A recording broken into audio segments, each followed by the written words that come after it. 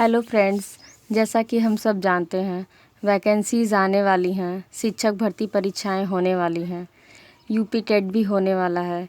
UP TET हुआ, super TET हुआ, other जो भी स्टेट के एग्ज़ाम्स हैं उसमें संस्कृत पूछा जाता है। संस्कृत एक ऐसा विषय है जिसमें बहुत सारे फ्रेंड्स होंगे जिन्हें संस्कृत बहुत आसान लगता होगा, बहुत सारे ऐसे फ्रेंड्स होंगे जिन्हें संस्कृत बहुत कठिन भी लगता होगा। लेकिन अगर देखा जाए तो संस्कृत बहुत आसान है अगर इसे क्रम से पढ़ा जाए, एक तरीके से पढ़ा जाए। अगर इसको हम इंटरेस्ट लेके पढ़ते हैं तो इसकी इतना आसान विषय और कोई नहीं है। तो इसको हम एक सिस्टम तरीके से पढ़ने की कोशिश करते हैं और ये ऐसा विषय है कि कम समय में तैयार हो जाता है और ज़्यादा नंबर गेन होता है। तो चलिए हम संस्कृत को पढ़ते हैं। संस्कृत भाषा का अर्थ होता है शुद्ध एवं परिमार्जित भाषा। अब संस्कृत भाषा जैसे हम पढ़ना शुरुआत तो करते हैं तो जिस तरह हिंदी में वर्णमाला आधार होता है हिंदी का, उसी तरह संस्कृत में आधार होता है माहेश्वर सूत्र।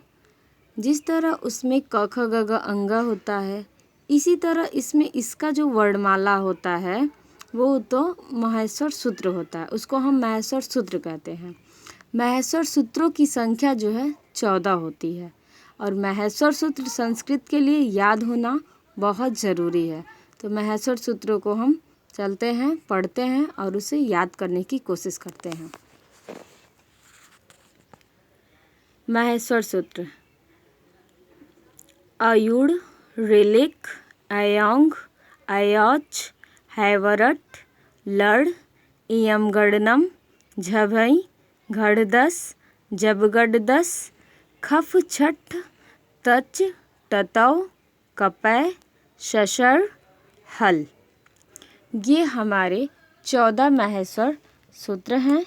इनको हम 1-2 बार वीडियो में देखेंगे और इसको लिखेंगे तो निश्चित ही ये तैयार हो जाएगा। माहेश्वर संबंधित कुछ अन्य बातें। माहेश्वर सूत्र संस्कृत की मूल वर्णमाला है। माहेश्वर सूत्र को शिव सूत्र भी कहते हैं। माहेश्वर सूत्रों की संख्या 14 है। माहेश्वर सूत्र के जनक नटराज शिव हैं। पाणिनि ने अष्टाध्यायी नामक ग्रंथ से माहेश्वर सूत्रों की सहायता से प्रत्याहार बनाया और प्रत्याहारों के द्वारा व्याकरण सूत्रों की रचना की। अतः पाणिनि को सूत्रकार भी कहा जाता है। अष्टाध्यायी की रचना पाणिनि ने ही किया है। अष्टाध्यायी में 8 अध्याय हैं। प्रत्येक अध्याय के विभाजन में 4 पाद हैं। तो इस प्रकार अष्टाध्यायी में कुल 32 पाद हैं।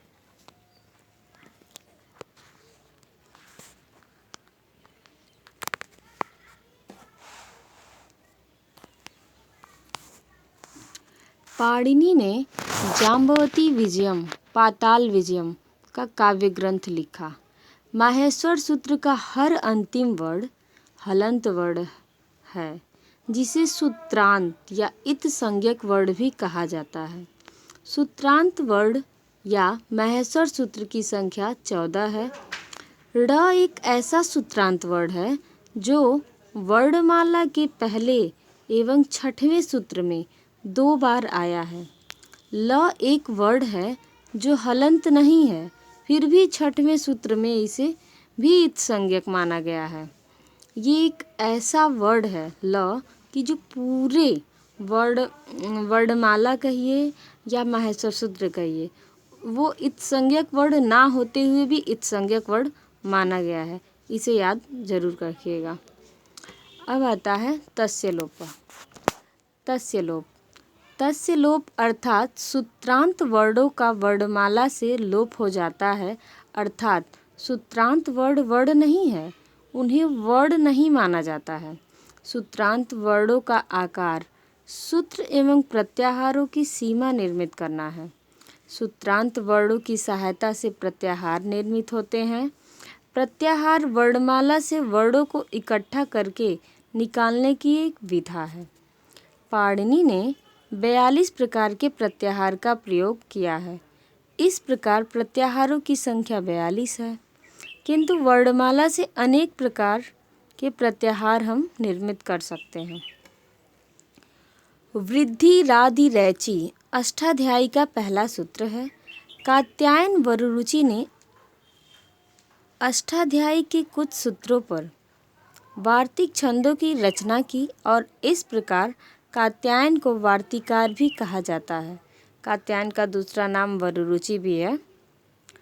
पतंजलि ने अष्टाध्यायी पर अपना टीका ग्रंथ महाभाष्य लिखा, इसीलिए व्याकरण शास्त्र में इन्हें पतंजलि भाष्यकार के रूप में जाने जाते हैं।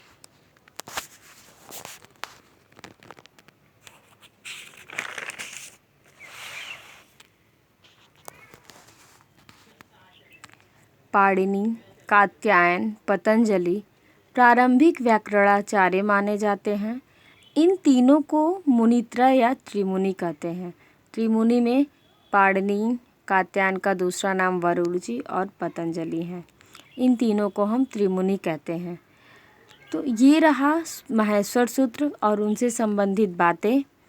आशा करती हूँ आप लोग को ये अच्छा लगा होगा और इतना तैयार करेंगे तो माहेश्वर सूत्र से एक भी क्वेश्चन इससे बाहर नहीं आएगा। धन्यवाद।